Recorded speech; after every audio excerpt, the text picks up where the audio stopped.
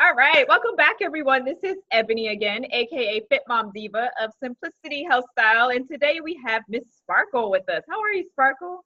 I am doing quite fine. Thank you. Thank you so much for taking time out of your day. You guys, she has little ones that don't give her a whole lot of free time, so we're going to appreciate the time that she's spending with us. And for those of you that stick around to the end, you'll have an opportunity to earn a complimentary gift. So stick around and see what Miss Sparkle wants to share with us today.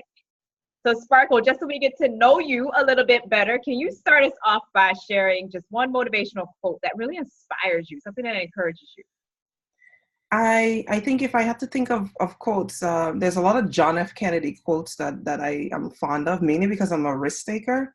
And there's one that particularly resonates with me, where he says, "Things do not happen; they are made to happen."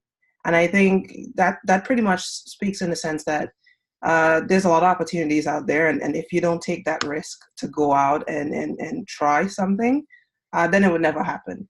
So I think that particular quote just represents who I am and some of the risks that I've taken and some of the rewards that I've gotten from some of the risks that I've taken. So that's probably the main one. That's an awesome one because a lot of us experience fear when making new decisions and making change. And over the last couple of days, I've actually seen a lot of messaging around taking risks. Mm-hmm. And I believe that sometimes when we take risk, we think that it's going to be worse than what we expected it to be, but it ends up turning out to our best benefit. So I love that you're a risk taker. Can you talk about the experience that you might have had in your past where you didn't necessarily see the light at the end of the tunnel and you took that risk, and even through challenges and unexpected circumstances that arose, you were still able to bring that goal to fruition and accomplish maybe even more than what you expected? Sure, sure. So after I finished undergrad, I thought I wanted to be this super engineer. I wanted to be this person that came up with all of these fancy processes. So I joined a major company as a process engineer, and I thought that was the career path that I wanted to follow. But there was something about that time period that was telling me that my calling is just bigger than being this engineer and making stuff and building stuff. So long story short, after I graduated, I said, okay, I'll give myself 2 years to work. And if I felt like I wanted to go back to school to do uh, a, a PhD, I would eventually go back. And 2 years came, and lo and behold, I still felt that urge to want to do it. So I seek the advice of some of my friends, mentors. Most people were like, do you want to leave a job that's paying well and go back to school? And especially for a PhD, you don't always know what it's like. And I'm like, why not? I'm passionate about it, mostly because my research was focused on cardiovascular related disease, which, as you know, affects disproportionately our community. Right. And I wanted to understand, for example, how can I make a difference? How can I go in and find something that could potentially save lives? So I quit my job, and people were like, why would you leave money to go back to school? And I think money is a means to an end, but it shouldn't be that core thing that you're looking for when you go into something new, because it does not make you happy. I'll be the first to tell you, it does Right. not necessarily bring happiness. So I went back, and obviously when you start a PhD, you're passionate the first year, and then year three hits where experiments keep failing and you don't know when you're going to graduate, and obviously you're on a very tight budget. There's all of these deadlines. And I think there were times during that period where I felt like there was just no light at the end of the tunnel. And I questioned my decision to leave industry and go back to school. But I persevered. I decided, you know what, you get up early, you try again, fail.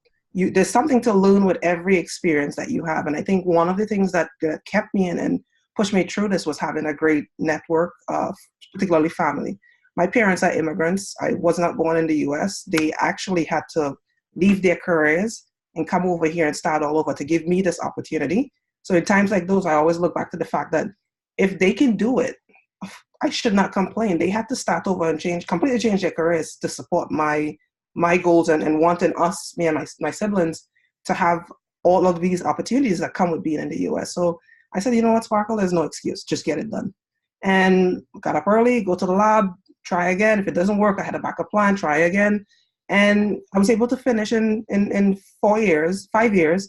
And I had a kid along the way. So it's just a testament to if you set your mind to a goal and know that the mind can play games on you, and just find a network of people and do things outside of work. I think one of the things that I like is that it's not all about getting things done. It's all about striking a balance between getting things done as well as making sure that you're mentally there. So having a network of people that you could just break away from that thing that's, stressing you out, and just, find a place just to release that stress. And travel was one of those things that I did. So I find time to travel, hang out with friends and family, and that helped me through that entire process.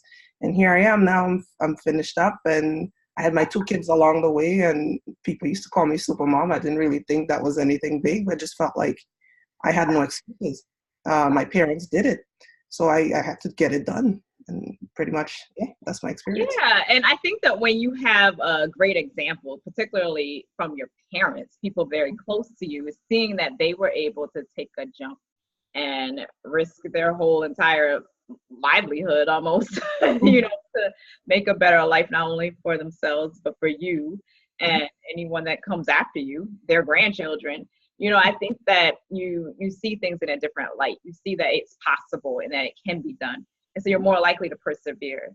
And I like the fact that you said that it's important to look for people that can help support you too, because oftentimes we feel like, man, am I the only one that's capable of achieving X, Y, Z? And in all actuality, you have a whole lot of support, if not around you, just in the world, just in general. Reaching out to people online is a wonderful way to gain support in your endeavors and that encouragement that you might need.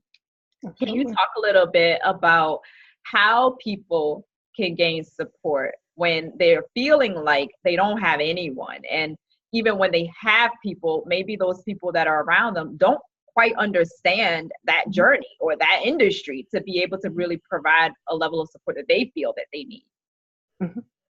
I think we're in the age of social media, and I think one of the good things is there's potentially LinkedIn, there's Facebook. There's a lot of user groups that you can reach out to. I think one of the good things for me is that I was in the New York area, so there were a lot of student groups. A lot of us got together. And again, I've had friends that has been with me throughout my entire life. So if you don't have that person that understands your work, because my parents don't always understand what my field was doing, but I open conversations about it, and I try to break it down as simple as can. And then I feel like you often get ideas from people that don't know what you're doing, because they tend to ask questions that go beyond the realm of that narrow thinking that you may have when you're in a specific field. So I've always challenged myself to try and, if not teach, but talk to someone about what I'm doing. So that way they start to give me different perspectives. It doesn't necessarily mean technical, but they will always give you a perspective that's outside of what you're doing. Also, you're doing this, what about that? And I'm like, wow. I'm so busy thinking down this rabbit hole that I'm in, and I haven't stopped to think outside the box. Now, if you don't have those streams, as I mentioned, social media is a way.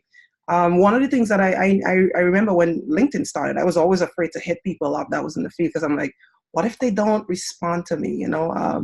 I will do it, but what if they don't respond to me? And I've hit up numerous people in the industry just asking for mentorship.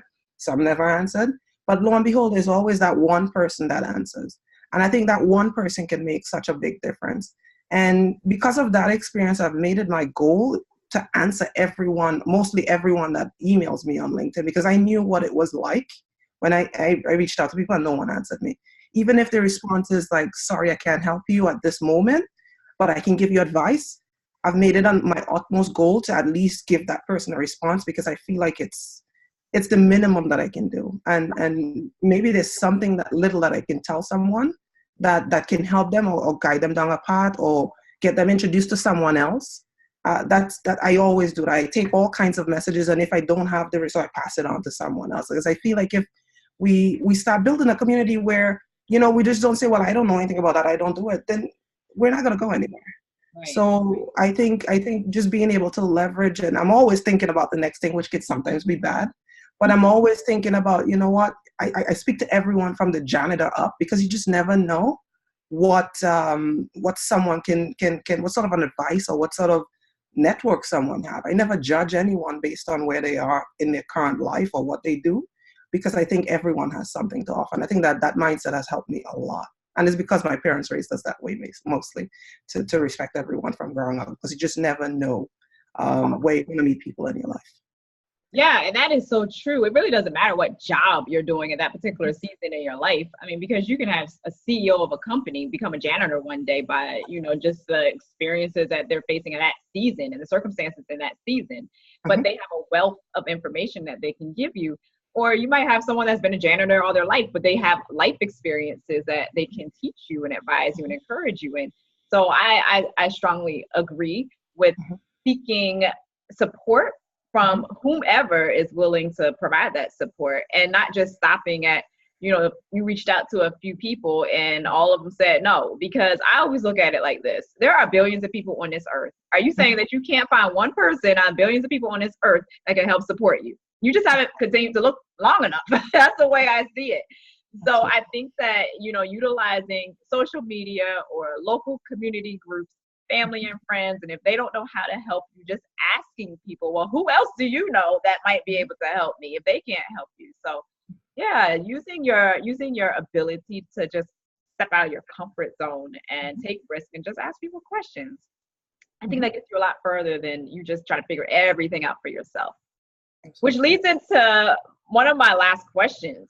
When we do choose to step outside of our comfort zone, and for some of us, we may have even known what our vision and our dream was since we were a child, but sometimes we don't feel like we have the energy to carry it out. And for a lot of us, if we're working full-time hours as an entrepreneur or in a company, and we have responsibilities like taking care of children and aging parents and ourselves even, it becomes very stressful and overwhelming at times. So can you talk a little bit about the relationship between self-care, taking time for ourselves, doing things for ourselves, and realizing our dreams and having the energy to do so? That's a very good question. I have 2 young kids, and there's career aspirations that I love, and I continuously want to reach these bars that I set for myself. I think, again, it comes down to having a community and friends and people to reset you. For example, my best friend is in the Caribbean right now, and I'm sitting here on the computer doing work, and he's sending me pictures of just his outings.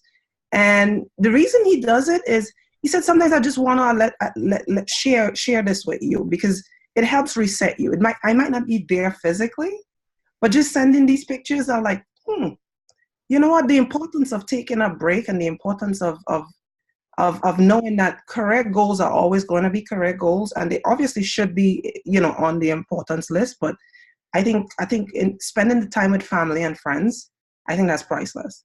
I work in a space where you see people, you see the numbers with the amount of people that are dying of specific diseases, and sometimes you have to stop and ask yourself, how far are you willing to go? And to your question of self-care, if you don't take that time to reset, or you don't take that time to love yourself and care yourself and take a break, find something that you like, you're not going to be successful at that thing that you set out to achieve. And I think having young kids is one of the reasons that I've been able to learn this. Just looking at them grow, and just looking at the questions they ask and how carefree they are. And they don't care if mommy didn't get this thing done at work. They just care that mommy's here. And I think having those kids have always helped me reset. And let's just put down the phone. Don't read right now, Sparkle. Just spend time with them. They just don't care about all of those details of life. And I think kids teach you a lot.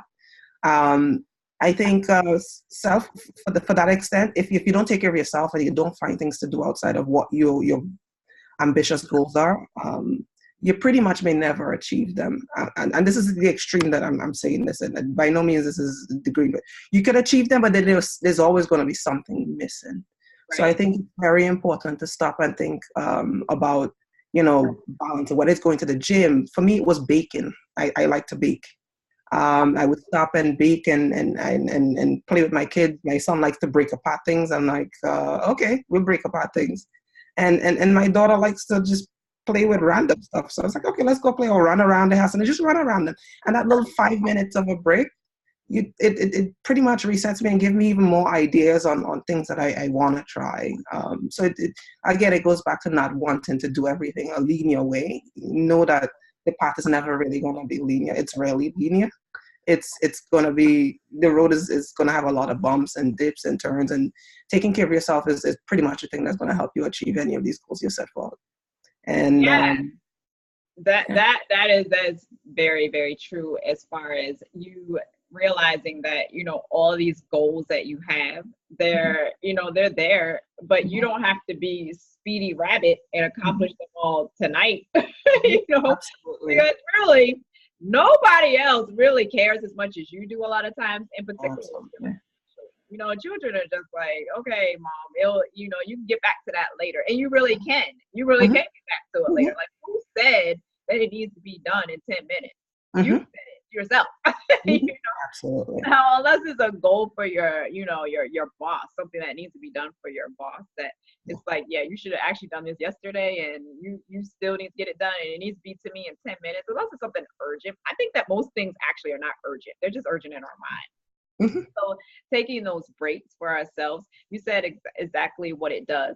Taking those breaks actually allows you to come back to that goal with even more creativity and energy than if you just press through it and then you work yourself into burnout. And then you're in burnout for much longer than you would have taken that little small break, you know? So just spending, I always tell people, just spending like 10 to 15 minutes a day, even sometimes it's helpful. And it can range from, as you said, baking all the way to going to the gym or whatever it is that, you know, fulfills you. I know that I'm not my best self if I don't take breaks. And it's almost like, I really don't care if you're upset that it took me a little longer to get something done. If I feel like I need a break, I'm going to take a break. Because I feel like, you know, if you don't do everything, there is always somebody that will be able to do exactly what you need to get done. You know, so for your own mental sanity, just recognize when you need that break. Absolutely. So, Sparkle, I so appreciate you. And for any of you that are listening, if you do need a community of people to help support you, I am always welcoming people into my community that I would strongly support you.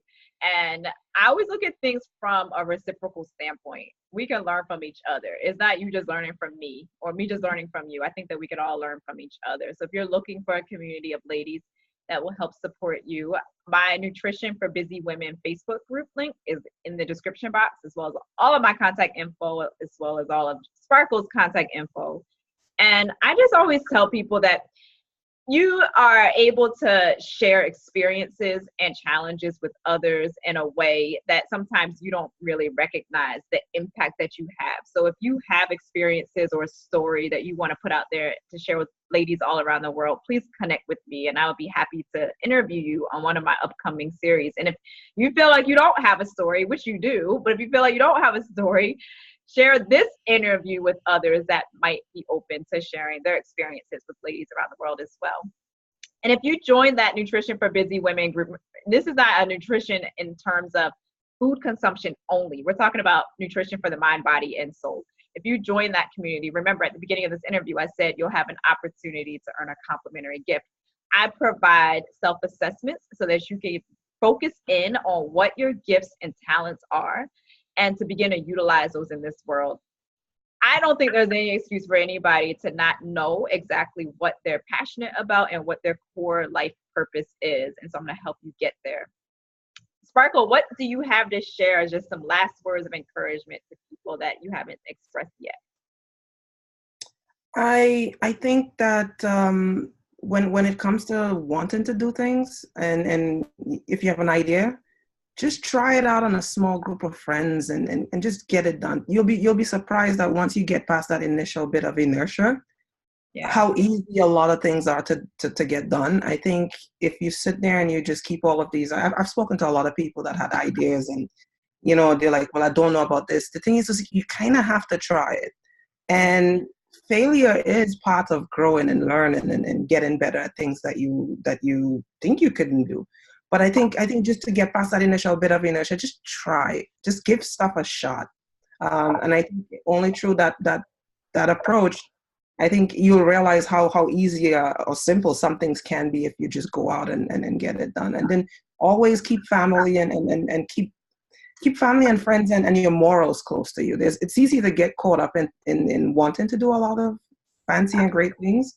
But at the end of the day, if you don't have that family and that network, all of these things are going to be done for pretty much, it'll be just a different way of doing something that's probably available. Just keeping your morals and your values at the center of what you do is going to pretty much always make you be happy regardless of if the endeavor fails or succeeds. Yeah. So that's. And you touched on something very important, that you can fail along the way, but once we fail, we kind of move on with life, and a lot of times we forget about that failure, right? So for many of us, it's like the failure is not really a big deal, because you still go on with life, and you still, after that point of failure, you still have plenty more successes as well. Absolutely. So, thank you so much for sharing that with us. And like I said, for those of you that are not truly awakened to what your full potential is, and not truly awakened to what your core life purpose is, and you need help in that direction so that you can begin to shine your light in this world, reach out to me and I will definitely help you get there. You guys have an awesome rest of the day wherever you are in the world, and don't forget to live a life full of meaning and purpose. I will talk to you all soon. Bye. Bye.